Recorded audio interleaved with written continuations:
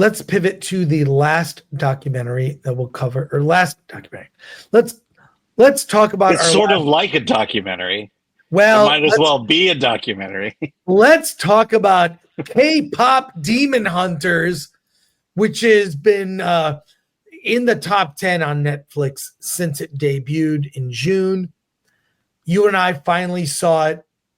And let me just say right up front, I loved this movie. I can't believe I loved it. It's a music animated movie in the vein of the Monkees and the early Beatles movies, where they take these characters, we see their lives. It's two rival bands, and they create a world. The first 5 minutes of this, if it doesn't hook you, turn it off. I knew within the first 5 minutes I would love this. It focuses on a band called Huntrix, these three women who throughout history, hunters have, through their music, kept a shield on the earth to protect them from demons. Huntrix is a musical band in the vein of like a Blackpink, if you know Blackpink. There is Rumi, Mira, and Zoe. They each are very different, but together the three of them have these dulcet tones, and their music protects the world from the underworld of the demons. They have a manager, Bobby, that takes care of their every need, and they play stadium shows. They have fans. They're into food and ramen. They have to carbo load before they do their show, and their music. We've been told that throughout history there are musical female groups that protect the world from demons. Well, a new band, a boy band, is formed of male demons that come to kind of woo or basically woo these women and bring their evil, their demon world, bring that to the top and defeat them. It's funny. It's very much like if you know bands like Blackpink or BTS, they seem to be loosely based on those bands. It's very cartoony, almost in a Tex Avery style. The movie is an hour 40, but the last 10 minutes is like a little mini documentary that shows you behind the scenes the real actors who did the voices and the music. I loved every minute. It reminded me of why I liked the Beatles cartoon or the Jackson 5 cartoon in the 70s, which I love those cartoons. They're goofy, they're funny, they feature music, very catchy music, and it tells a story that's very simple. Of course, Rumi is hiding a secret. I won't say what it is, but she's hiding a secret. And the boy band, what's the name of their band? What's it? Saja Boys is seducing Huntrix. I don't know. It's got action.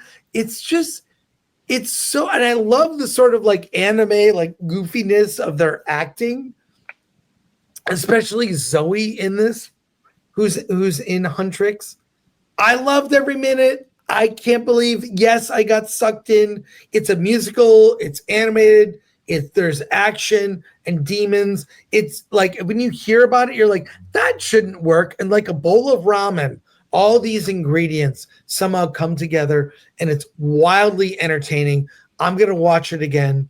What do you think, Alan? I can't believe you didn't like Freaky Friday based on this review. Yeah, I did like Freaky Friday. I like this. Yeah, okay. Look, the best I can say is it's okay. I don't have anything fundamentally wrong with the movie. It's just, it's not my thing. You say the first 10 minutes, it's kind of like, because I was forced to review this movie, that's what got me through the first 10 minutes. Like I said, it's okay. It's fine. A lot of K-pop, not my thing. It's the movie. My feeling about the movie, it's always about a matter of taste. This is not my taste, but I do recognize the good in it. Because if it was just the Huntrix band going against the demon band, that would have been boring to me. But the secret you mentioned is the thing that said, okay, this is starting to get a little bit interesting. Yeah. And then, it just gets into this world where, demons, their strength is found in the fans of Huntrix. And if you take the fans of Huntrix away from them, then they become less powerful and the demons can take over. I found that interesting. But, to subject me to an hour and a half of K-pop music, look, I'd rather see live people dance than computer people dance because I think it's more impressive when you see actual people dancing in synchronicity rather than a computer. Okay, so I'm nitpicking right now. All that to say is there's nothing fundamentally wrong with it, but this is just not my thing. Well, having been a fan of Blackpink, I've watched their music videos. They get hundreds of millions of views. Even during the but you don't have to be a part of that. Yeah, but the thing is, having known that world, it was really funny. It really does pay tribute to BTS and Blackpink, if you know those bands. I prefer, actually, the band I like more, Baby Metal. You know Baby Metal? They're Japanese. I don't know Baby Metal. Look up Baby Metal. They're a metal band. It's three young girls, and they do like screamo metal music from Japan. You ever heard of them? Anyways, look at Baby Metal. I've never seen these. I haven't seen Blackpink in concert, but they really captured the world of like a K-pop band, how they're managed, the whole, and I thought it was fun. Everything's over the top, the expressions like of the characters, like when they see the boy band, the Saja Boys, for the first time, and their eyeballs turn into hearts, or like popcorn is coming out of the one girl's eyes, and the other girl's like eating the popcorn, like it's ridiculous. And the boy band, even one, you never see his eyes. One has like these abs. It reminds me of those musical cartoons I saw as a kid, like the Jackson 5, which I loved. The Jackson 5 when I was a kid, I loved it. I was around. I just loved it. I love those cartoons. But you mentioned the monkeys. I mean, it's a lot like that as well. It's like that ridiculous situations, ridiculous comedy. The Beatles cartoon was also stupid, but it was an excuse to play songs. Sometimes problems were solved by singing a song. I know it's ridiculous, but it's like all those influences, and I freaking loved it. I don't know how you do a sequel. It was emotional, the story of the demons. They're not, there's layers to it, and I enjoyed it. And it was just like everything about anime that you love. They did a great job. Ken Jeong plays Bobby. He's fantastic. And watch through the whole, I thought when the conflict ends, I'm like, there's 15 more minutes. Well, the credits go for like 15 minutes, but it's a little behind the scenes of the actors and the people who did the voices. That's really good. So stay through the credits. And I loved it. Strong recommend. But I have a huge problem with Netflix. Huge. That I can't believe you don't talk about this enough. It pisses me off. And that it's a really simple thing.